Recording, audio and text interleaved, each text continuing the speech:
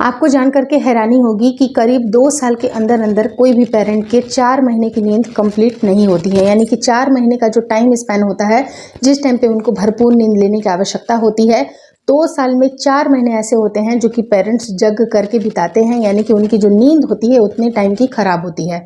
तो ये नींद जो खराब होने की समस्या होती है, बहुत सारे पेरेंट्स चिड़चिड़ा जाते हैं, घबरा जाते हैं और ये सोच सोच कर हैरान हो जाते हैं कि उनका बच्चा इतना ज़्यादा रात में क्यों जग रहा है। कुछ ऐसी मिथ भी इन्वॉल्व है इसके साथ कि जो बच्चे दिन के समय में पैदा होते हैं वो रात में जगते हैं। तो ये किस तरह की मिथ है, और अगर आपका बच्चा बार बार रात में ज़्यादा जग रहा है तो उस टाइम पे आपको कौन कौन सी निंजा टेक्निक इस्तेमाल करनी चाहिए जो कि आपके बच्चे को पीसफुली सुला सकती हैं। तो ये सारे टिप आपको बहुत हेल्पफुल लगेंगे जो भी इस वीडियो में मैं बताने वाली हूँ। तो इस वीडियो को प्लीज़ ध्यान से सारे पॉइंट्स को ज़रूर समझिएगा, पूरी वीडियो ज़रूर देखिएगा। नमस्कार दोस्तों, मेरा नाम हर्षिता वर्मा है और आपका मेरे channel twins my world baby care पे बहुत बहुत स्वागत है।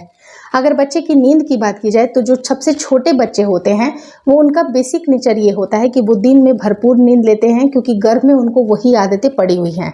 लेकिन एज सुन एज जब उनका नींद पूरा हो जाता है, थोड़े टाइम के लिए वो जगते हैं, तो उस टाइम पे वो रोते हैं, खेलते हैं और बहुत सारी एक्टिविटीज़ भी करते हैं। लेकिन बहुत सारे बच्चे ऐसे होते हैं जो कि रात में जगते ही जगते हैं। अराउंड 99% जो बच्चे होते हैं वो डेफिनेटली रात में जगते हैं। तो ये आपके साथ ये बिल्कुल नई चीज़ हो रही है, लेकिन आप इकलौते मतलब पेरेंट नहीं है जो आपके साथ ये चीज़ें हो रही हैं। पेरेंट्स अपनी नींद को बहुत ज़्यादा गंवाते हैं। तो लेकिन कुछ ऐसी टेक्निक है जिसके बारे में अगर आप ध्यान से सोचिएगा या फिर उसके ऊपर वर्क करिएगा तो बहुत हद तक आप इस प्रॉब्लम से निजात पा सकते हैं। आपको बीच बीच में 2-3 घंटे का टाइम मिल जाएगा सोने का।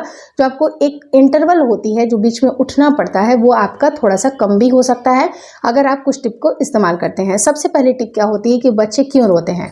तो बच्चे रोने का कारण होता है बहुत सारा। पहला तो भूख। तो अगर भूख की बात की जाए तो बच्चे का पेट अगर खाली होगा, बच्चा अगर यूरिन 2 बार भी पास कर दे या फिर अगर उसका जो मिल्क जो उसने पिया है वो डाइजेस्ट हो जाए अच्छी तरह से, तो होता क्या है कि उस टाइम पे बच्चा का जब पेट खाली हो जाता है तो वो भूख की वजह से रोता है।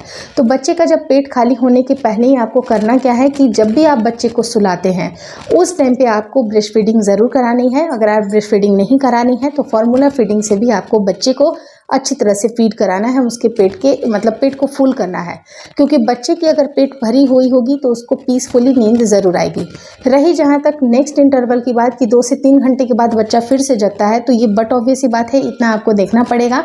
लेकिन 3 घंटे के बाद जब बच्चा जगता है उस टाइम पे कोशिश करें कि आप बच्चे को ब्रेस्ट फीडिंग कराने की आदत शुरू से डालें, ताकि आपको बाद में फार्मूला फीड बनाने की वगैरह की ज़्यादा ज़रूरत नहीं पड़ेगी। रात के रात अगर आप थोड़े नींद में भी हैं और तब भी बच्चे को उठा करके, लेकिन हाँ एक चीज़ मैं आपको ये इंक्लूड करना चाहूँगी कि आप बच्चे को लेटे लेटे मिल्क ना पिलाएं। इसके बहुत सारे कॉन्सिक्वेंसेज आगे होते हैं, नुकसान होता है। इसलिए आप कोशिश करें कि बच्चे को आप गोद में लिफ्ट कर लें, भले आप नींद में रहिए, लेकिन ब्रेस्ट फीडिंग कराना ईजी होता है इरिस्पेक्टिव ऑफ जब आप फार्मूला फीडिंग बना रहे हैं। तो कोशिश करें कि बच्चे को फार्मूला की आदत कम पड़े, ज़्यादा से ज़्यादा ब्रेस्ट मिल्क का सप्लाई आपका बढ़े, ताकि आप ब्रेस्ट फीडिंग ही बच्चे को कराते रहें, जो एक्सक्लूसिवली 1.5 से 2 साल, या फिर अगर एक्सक्लूसिवली की बात की जाए 6 महीने तो मस्ट है, लेकिन उससे ज़्यादा भी आपको कराना चाहिए। एटलीस्ट 1 साल तो डेफिनेटली आपको बच्चे को ब्रेस्ट फीडिंग ज़रूर करानी चाहिए।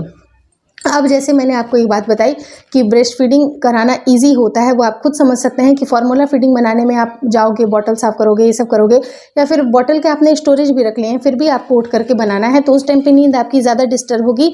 इरिस्पेक्टिव कि बच्चा अगर 10 से 15 मिनट फीड ले लेता है, वो जल्दी से जल्दी अपने टंकी को फुल कर लेगा, तो आपको भी आराम मिलेगा, आप भी उसके साथ तुरंत से तुरंत सो सकती हैं। दूसरी चीज़ क्या होती है कि इस टाइम पे जब बच्चे को कभी बार उसकी नींद टूटती है, तो टूटने का कारण ये भी होता है कि बच्चा डिस्कम्फर्ट फील कर रहा है। तो डिस्कम्फर्ट कैसे कैसे हो सकते हैं, अगर बच्चे को ठंड लग रही है या फिर बच्चे को बहुत ज़्यादा गर्मी लग रही है, तो उस टाइम पे आप कोशिश करें कि जब अगर ठंड लग रही है तो आप ये देखिए कि टेम्परेचर तो ज़्यादा लो नहीं कर दिया है, एसी तो कहीं ऑन नहीं है, या फिर समथिंग कुछ आपको ये ऑब्जर्व करना पड़ेगा कि बच्चे को ठंड नहीं लग रही हो या फिर बच्चे को एक्सेस गर्मी ना लग रही हो।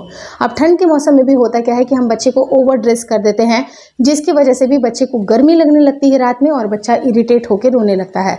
तो बच्चे को कंफर्टेबल कपड़े पहनाएं, सॉफ्ट से स्वेटर पहनाएं, 1-2 लेयर आप भले पहना सकते हैं, उसके ऊपर आप चादर कंबल वगैरह उड़ा दीजिए, लेकिन बहुत ज़्यादा ओवर ड्रेस करने के समय रात में बच्चे को नहीं सुलाइए, क्योंकि उससे भी बच्चा इरिटेट होता है।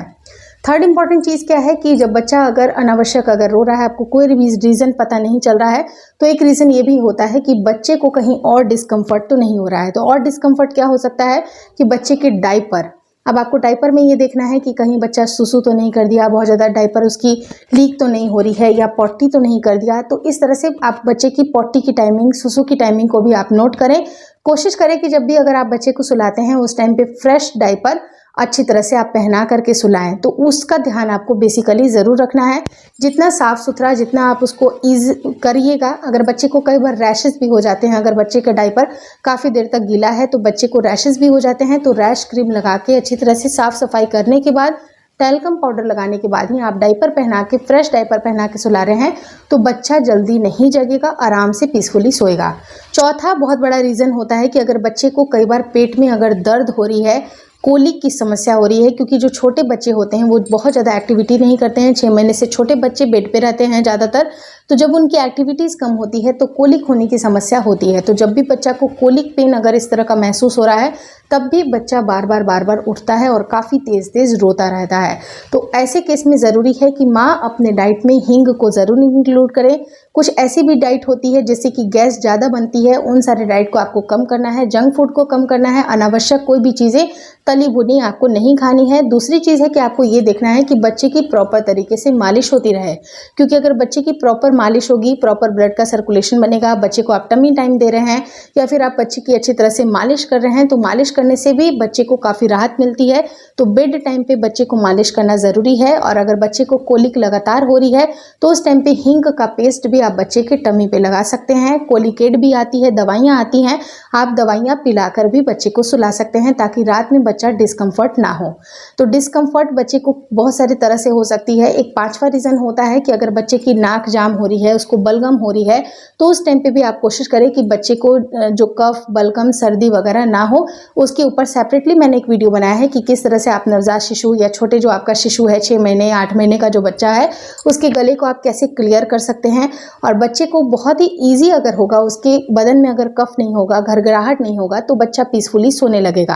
आप कोशिश ये करें कि आप बच्चे को करवट के बल पे लिटा के सुलाएं। अगर बच्चा पूरी तरह से अगर पीठ के बल सोया है, उस टाइम पे भी उसको डिस्कम्फर्ट हो सकती है, लेकिन अगर करवट की साइड में सोया है तो बच्चे को सांस लेने में ज़्यादा दिक्कतें नहीं आती हैं। अगर हल्की फुल्की कंजेशन है, उस टाइम पे बच्चे को करवट लिटा करके ज़रूर सुलाएं और कोशिश करें कि बच्चे को ज़्यादा से ज़्यादा कंफर्टेबल करें। छठी चीज़ क्या होती है कि अगर बच्चे को माँ का साथ भी नहीं मिलता है तब भी बच्चा डिस्कम्फर्ट होता है। तो माँ का साथ ऐसा नहीं है कि पूरे टाइम माँ उसके साथ ही रहेगी, मे भी बाथरूम के लिए या कुछ और भी काम के लिए अगर जाना पड़े, तो जब बच्चा सोया है उसकी पीठ के ऊपर आपको तकिया या कुछ ऐसे सपोर्ट रख देना है जिससे उसको फील हो सके कि माँ मेरे बगल में है। तो उसको ऐसा कंफर्ट वाला पोजीशन देना है ताकि बच्चा पीसफुली सो सके। आप ये सारे टिप्स को ज़रूर अपनाइएगा, देखिएगा आपको बहुत हद तक राहत मिलेगी, क्योंकि माँ को भी नींद की ज़रूरत होती है। घर के भी काम होते हैं, अपना खुद का भी पर्सनल काम होता है, साथ ही साथ अगर डिलीवरी सी सेक्शन से हुई है, नॉर्मल डिलीवरी से हुई है, तो माँ काफ़ी हद तक बहुत सारी चीज़ों को झेल करके आई होती हैं।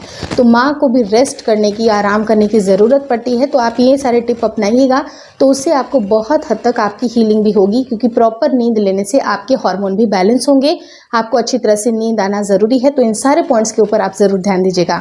होपफुली इस वीडियो में दी गई जानकारी आपको अच्छी लगी। अगर जानकारी अच्छी लगी, बताने का, समझाने का एक नॉर्मल देसी तरीका आपको अच्छा लगा, तो प्लीज़ वीडियो को लाइक कर दीजिएगा। चैनल पे नए हैं तो चैनल को ज़रूर सब्सक्राइब करें।